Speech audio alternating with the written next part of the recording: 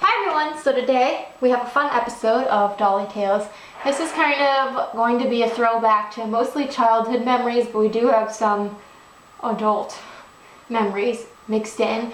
So as you can read by the title, these are villains, the bad guys, the evil people, the wrongdoers of our doll fantasy world.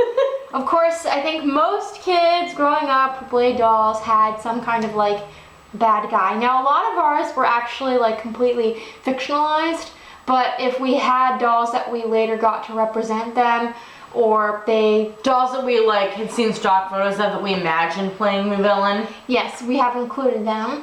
So we're just gonna jump right into it. Now, a very first doll that I can remember being a villain, we don't have her anymore.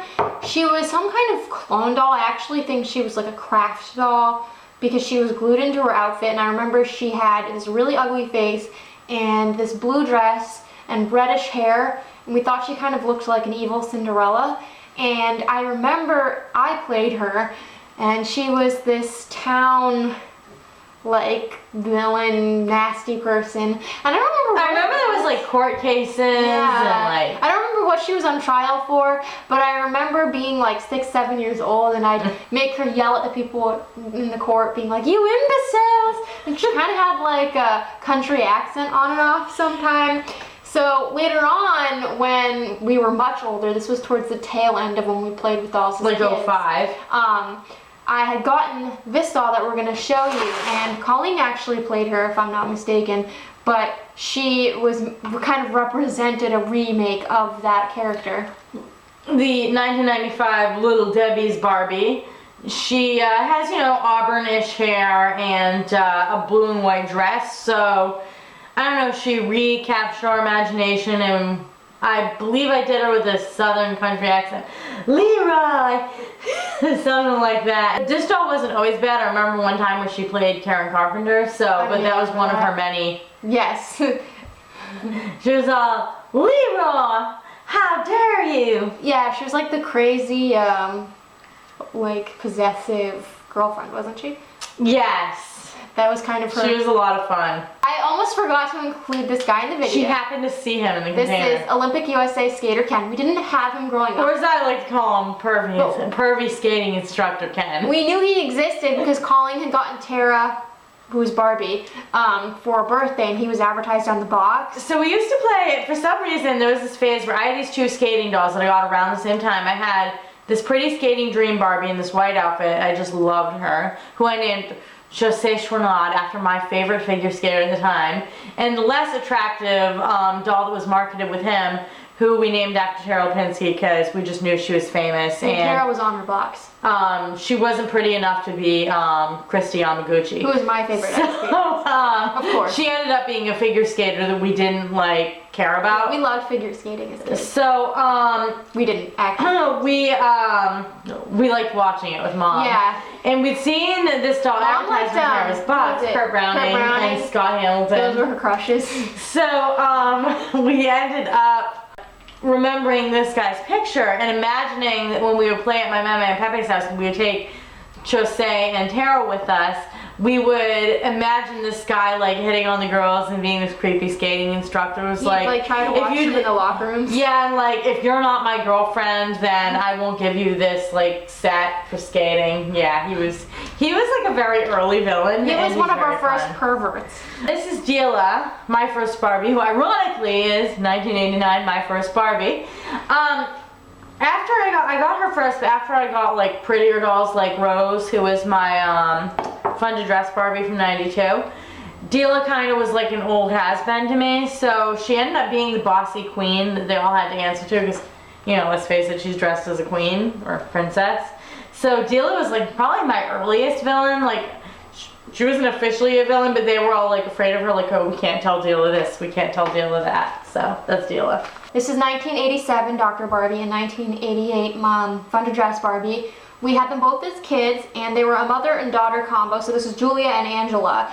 Julia we got from our grandparents. No, you got them at a Meme got her at a yard sale for Colleen. And then Angela was a gift from our great-grandmother. Yes, on Mom's side. Yes, and she was actually my gift. I got the good doll for once. She had a wedding dress on over her outfit. So we thought they were like, we knew they weren't the same doll, but they looked so much alike that they were the mom and the daughter. And she was like the mom in a lot of our really old scenarios. She was married to Cocoam, and she was like not a good mother. She was like mean and controlling. She locked the kids in the attic. Yeah, like the stepmother from. And Angela was like, because she was the daughter that looked like Julia, Angela was the one she favored. And once in a while Angela would go rogue and turn good if Shelley was in the mood to make Angela good. Most of the time Angela was bad. She was the minion. I remember like one time when you made Angela good. And even as adults, like we don't really like play with dolls anymore, but there were a few times since we got back into collecting, not on camera, that it's been years, but we broke out the dolls. And at some point, once again, Julia was married to Cocoam. She was back at her old habits, and she was bad and like stealing money and refusing to pay child support. And she tried to take custody over Robin, who's my pet pal Skipper. She tried to take her away from Cocoam. And Roger, who you guys have seen, 1987 Dr. He was her brother/lawyer in that game. And that was just a coincidence. It wasn't because they went together. It was literally just that I had just gotten this really great Ken doll and I wanted to play with him, and he looked kind of like he could be tricked into doing Julia's bidding. Nowadays, Shelley said Roger was worthy of including in the villain thing, and I guess since him and Julia appear together so often nowadays, it's probably very fitting. Roger, he's like the neighborhood creep, he's sleazy, he wants to date everyone, he's pretended to be a psychiatrist, he probably doesn't really have a doctor's license either, he's just wearing this outfit. He's done some things that, He hits on everybody. Yeah, that he shouldn't be proud of, He has many girlfriends. Yes, Julia doesn't know about his other girlfriends, so I guess they're dating now. Chandler's her son. Yeah, it's all very messed up, but yeah. This doll. Oh, this is an icon. This is my childhood Pearl Beach Christie, who has cut hair because I cut her hair as a kid. Now, originally I bought this doll because I loved her and she was a good guy. So she was a good guy for quite some time. However, when I used to get bored of playing with dolls as a kid, I would make them go bad. Instead of just being like, you know what, Colleen, I'm bored of the game, I found something exciting about inserting a new doll into the scenario and making her the good guy and making the doll I was playing with the bad guy. And I thought I was being like coy. So exciting, it's so predictable. Because my idea of a villain as a little she kid, had like the signature move that we all they know would about. suddenly become bad housekeepers. And they would also start dressing really skanky, like in really skimpy clothes, and they would be like, really neglectful. So she was my Bath Time Fun Kelly's sister, and they lived in our Fulton Fun house. And I got my Dentist Barbie at the flea market, and I was enchanted by Dentist Barbie and bored of playing with Christy. So Christy started letting the dishes pile up in the sink, and she didn't rake the leaves outside, and she let Kelly sit in her little smelly diaper, and she started wearing next to nothing, brassieres out. That was a villain to me. And then Dentist Barbie became the good nanny, and eventually Christy just left, and Barbie moved in to the house. I don't know, but that was like one of my first strong memories of me doing that. But Shelley has done this, like we could honestly have included 100 dolls in this video because Shelley has honestly done this same pattern of behavior. Like Christy was the one that started it all, which is why we picked her. But honestly, every time Shelley got bored of a doll, and the only exception was when she decided she wanted to play with Heidi instead of Jasmine. She didn't make Jasmine back, she didn't have the heart, but 9 times out of 10, when Shelley was bored of a doll, she didn't simply say, Colleen, I'm bored, let's start a new game. It was, okay, now she's gonna stop cleaning the house. I'm like, oh, here we go again. Now, my next favorite memory of this is Jewel Girl Teresa, aka Roxanne. I mean, you pick a name like that, you know she's doomed, because it sounds all seductive. So, in this particular game, Shelley found Jewel Girl Teresa, who was... I was like 21 at the time. Yes, 21, and she'd had Jewel Girl Teresa when she was like 10 or 9, and she'd rebought her. She was all excited and couldn't wait to play with her, and I'd gotten this Hollywood hair Ken doll named Caleb, who I was crazy about, and we decided to make them date. And I created this really great scenario where Caleb was my Becky doll's brother, and we were gonna merge families, and I was all excited, and I loved playing with Caleb. Problem for me was when she made Roxanne bad, it made Caleb look bad. So I was like, oh, here we go again. And I was like so annoyed because I was having so much fun playing with Caleb, and now she's making him look bad by association that he's with this bad guy. That like Roxanne was like leaving her sisters behind to go to all these concerts with Caleb, and like then her house would get dirty, and then he tried to include her family back and things. She's like, no, who cares about that? And I'm like, well, what do I do? She like backed me and Caleb into a corner. Here's the thing, it's funny. Like, if you watch my channel, you'll know I have a lot of favorite dolls. And I have a lot of, like, dolls that changed my collection. And sometimes people, like, take it too seriously and they, like, want to call me out on it. Like, oh, you've said this before. Oh, that doll was your favorite. And here's the thing, like, I am a woman of many dolls. I am the doll polygamist, as we made a video on. I got bored of playing with certain dolls, and I would always have new ones come into play. So I don't have one favorite doll. Like, I have many interests in life. I like many dolls and many songs, and like, I'm not one person to like stick to something, one thing and one thing only. So even within my branch of dolls, there's many dolls I like. So that's just my personality type, and people don't always get that, and they like, you shouldn't take people too seriously about non-serious things because it's just like, it's all fun. And I was like that as a little kid. Like, I didn't have a true favorite. I wasn't calming. I just liked many. So, oops, I don't know if you guys see on camera, but his head's detaching.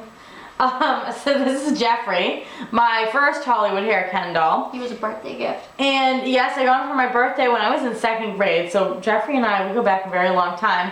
Now, originally, Jeffrey was a good guy. He was my teacher Barbie's Ken, and I called him Ken, but at some point, back when I was still calling him Ken, not Jeffrey, he began to have this other persona, and the reason I wanted to talk about him right after Christy was because it all started in the Fold-In Funhouse. He would be very like, I mean, if you look at his hair and like, the swooshy and the stars, you can kind of tell he's a tool. So, he just, he thinks highly of himself. But instead of having this vain streak, he was more like, just kind of like a jerk. And at some point, he became like, he was like hitting Shelly's Pocahontas doll for some reason. We had light bright pegs. Yes. And calling them and our soda cans as beer. And I don't know where we do, like, not to offend you, but like, to be honest, like, I don't know where we got that from. Like, yeah, Dad drank beer, but it's not like we had abuse at home. And I don't know what we were watching for TV, but that was, Colleen would... I don't think we found this on Dragon Tales, basically. Colleen would make him drink all the light bags and soda cans. And he would, like, smash up the house. And I spent, like, hours setting up. And then I would make Jeffrey take it apart. And then, like, my favorite fairy tale Pocahontas, she made him, like, beat her up. And then, like, I don't condone any of this. Even as a teenager, when I was playing with my Ken dolls and Chandler and his friends, Jeffrey was like the frenemy or the enemy or the bad guy or the cheating boyfriend. Jeffrey was never a good guy since like the late 90s. Jeffrey never got to be a good guy again. Yes, so we had a lot of rated R stuff in our doll games as kids. We didn't know better, so we're sorry. Barbara here. We actually had 2 of them growing up. This is Holiday Singing Sisters Barbie from 2000. We had 2 of them. We each got a set for New Year's from our Auntie Kim and Uncle Ray. And this was our very first Barbie who had this 99 body mold. We called it the Big Butt Barbie. And because we thought that she looked so like sexy, she kind of became like a bad guy. And we talked about this game a lot, our refugee game. It was like a musical, and the scheme behind it was like that the fakey dolls were this oppressed group of people, and the barbarians, aka the Barbies, the Mattel dolls, were like the rulers. Colleen was really inspired a lot by World War II and like things from reading Molly's books, and I think that's where a lot of this derived from. But yeah, so she was Barbie in the Barbie. And she would in the camping game, she actually had like some of her old dolls like Angela and Julia and Kimberly, she had them locked in a cellar, like in dungeons, and they were all in these like cells. Because they couldn't be more than one Barbie. And she had them locked up, like, oh yeah, if you're blonde and you could pass off as Barbie, no, you have to be locked up. So she had people locked up, and I played her, and I made her do these great musical numbers.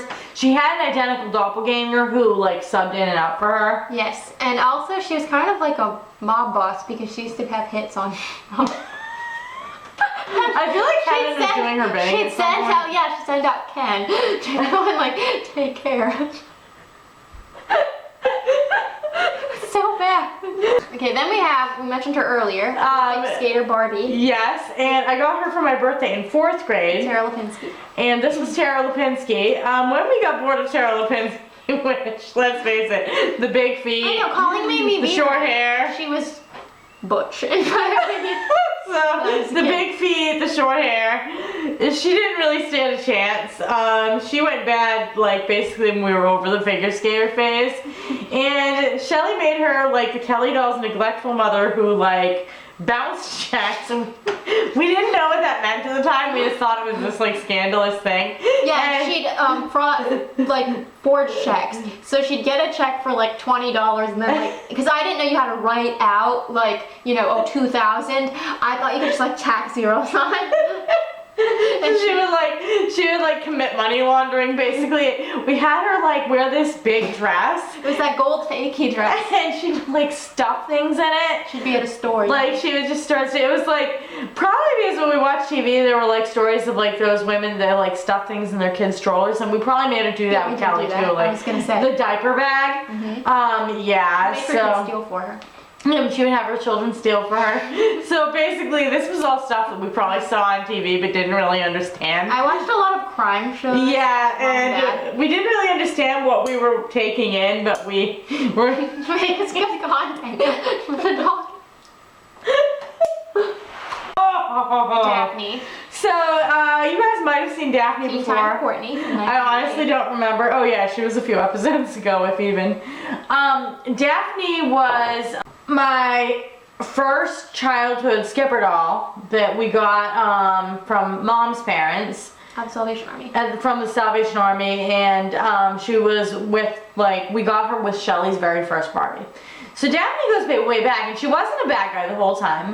But when I got interested in her again, because we kind of tossed her back and forth, and she was one of Cocoam's kids, and she had that theme song that she made up. Yeah, Daphne, she's a star, yeah, Daphne. She kind of had a vain streak, even though she was a good guy. You know, she was kind of like a predecessor to my famous Kid Core Katie. So, you know, she was like technically a good guy, a protagonist, but she had this major vain streak. Well, the thing is, like Shelly, I got a new doll and got bored. I got Robin, my 1991 Pet Pal skipper, the African American one, when I was 15. And let's just face it, compared to Daphne, who at the time her hair was all dreaded, Robin was an absolute babe. So I decided that Daphne would just be one of Robin's friends, and Robin would move into Daphne's spot in the main family. But what ended up happening was, around the same time, I got other skippers that became Robin's other friends, and after a while, Daphne didn't seem so interesting. So to keep Daphne relevant, because she was still one of my favorite dolls, she kind of became a bit of a friend of me. Like, she played on their team, and she hung out with them, but she competed with Robin over cheerleading. You know, she was basically a friend of me. Like, sometimes she was good, most of the time she was bad. I even threw in cameos of her as a friend of me as an adult. Like, Daphne is one of my favorite dolls, and I just love her. And she had a sister, my Bratz Megan doll. They were the Madison, so Megan Madison and Daphne Madison. And they rode a limo to school, and sometimes they were feeling generous. They would pick up Yaz and Robin on the way to school. My little friends of Kelly Becky, the original one, was Becky Madison. And she likewise, you know, they had a lot of money, so she was really full of herself. And I mean, all my Bratz dolls kind of had like that snobbery. Yeah, they were all snobby. Like Chloe was stupid. Yaz was really like bossy and mean and sarcastic. Jade was witchy, we'll call her. You know, she had a really like sarcastic, like no BS kind of attitude. So Megan was just a spoiled rich girl. None of them like had nice personalities, I guess. But yeah, she was kind of like the frenemy of the Bratz group. And although I loved her, I just thought it was the fur coat. That was what made her Daphne's sister. The fur coat. Also, while we're talking about Daphne, there was an imaginary Skipper villain named Candy, who was Robin's arch rival. Daphne often wanted to be friends with Candy, who I imagined as being blonde, and I never actually picked someone to play Candy.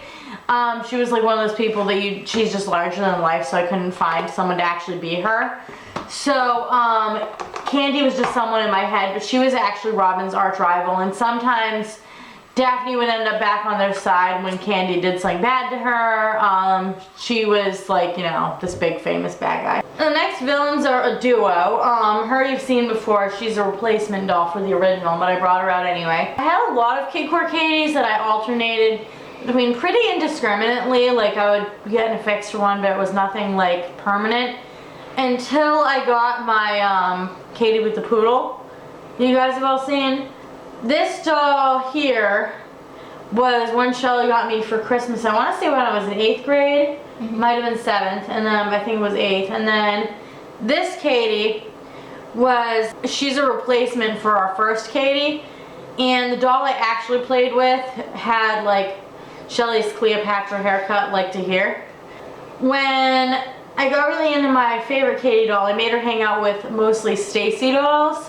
I ended up having a lot of Katie dolls I wasn't really playing with, but since these were two of my favorites, I made them her like frenemies, kind of like Daphne, and they're bad guys. This one I called Katie Kids, and she was because they were all called Katie. It was like this like thing we did, and Katie Kids was kind of like the mastermind. She was the real mean girl, whereas Katie Corez, who had the Cleopatra haircut, was kind of like the dumb one that just kind of like did what Katie Kids told her. And I think it was kind of like in that situation with Daphne where I still really liked them and wanted to play with them, so I just decided to make them frenemies. One of my Bratz dolls, who isn't actually a villain in the sense of like a doll game. This is Dance Fiona, dressed in Age Treasure's Sasha outfit. But we call her Mean Fiona because every time she was on display near other Bratz dolls, they would always seem to fall off the shelf, and it was a joke that like Fiona was pushing them off the shelf. Her and totally tattooed Megan are not allowed to sit near each other for that reason because she took her out all the time. I actually think it's more so just because she has all of this weight from these big boots, so she kind of like sometimes leans. But yeah, we have a joke that she's Mean Fiona. Mean Fiona and is doing it on purpose. So this is Strollin' Fun Barbie, who we call Annika, and we got her for Christmas 2003. She was Shelly's gift. I always really liked this doll. I saw her on the commercial, and at some point when we were adults, since I liked her and wanted to do something with her, I made her Jessica, Pet Dr. Barbie's crazy ex-girlfriend while Jessica was dating Becky. Was that when we were kids or when we were older? When we were older. Yeah, because I was going to say, Becky wasn't out when we were kids. We knew she was, you know, She didn't like head dolls. Yeah, Annika is Becky's girlfriend Jessica's crazy ex-girlfriend, and you guys have heard about her before on in different skits. Yeah, in different skits. Becky and Jessica may have mentioned her as the crazy ex-girlfriend. And basically the thing is she's crazy obsessed with Jessica and wants to go back out with Jessica and is mad at Jessica for dumping her and going out with Becky. Didn't she like stalk and leave creepy phone calls and things? Oh yeah, and I said on an As Told by Dolly's episode that she like threw her coffee at either Becky or Jessica. And I think there was a whole scheme where she took Becky's wheelchair or something. Oh my god, I forgot about that! And to last, we have my Santa's Helper Barbie, or as we so affectionately call her, Santa Barbie.